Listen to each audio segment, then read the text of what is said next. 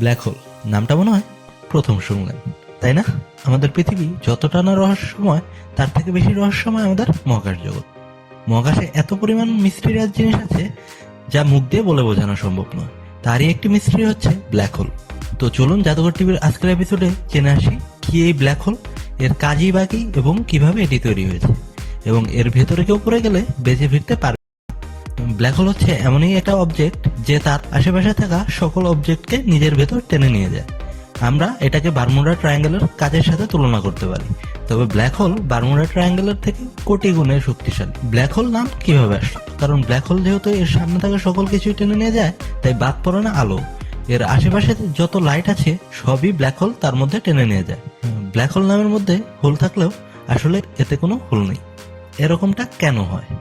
কারণ এর gravitational force অনেক বেশি হয়, এতটাই বেশি যে আলো পর্যন্ত এর থেকে বের হয়ে আসতে পারে না। প্রত্যেকটি গ্যালাক্সিতেই একটি করে ব্ল্যাক হোল রয়েছে, তেমনি আমাদের মিল্কি ওয়ে গ্যালাক্সিতেও একটি ব্ল্যাক হোল রয়েছে যার নাম সাগিটারিয়াস এ।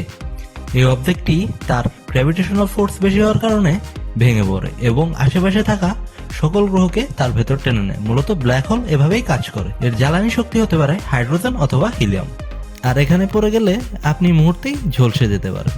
এর চারপাশের তাপমাত্রা প্রায় 10,000 ডিগ্রি সেলসিয়াস থেকে, যা একটা পূর্ণাঙ্গ মানুষকে ঝলসে দিতে সক্ষম। এখন আপনি এটা ভাবতে পারেন যে সূর্য কি ব্ল্যাক হোলে পরিণত হতে পারে? উত্তরটি হচ্ছে না, কারণ একটি গ্রহের ব্ল্যাক হোলে পরিণত হতে হলে তাকে অনেক বড় হতে হয়। প্রায় সূর্যের থেকে 10 লক্ষ গুণ বড় হলে সূর্য ব্ল্যাক হোলে পরিণত হতে পারে, এবং তার গ্র্যাভিটেশনাল ফোর্স প্রচুর বেশি থাকতে হবে।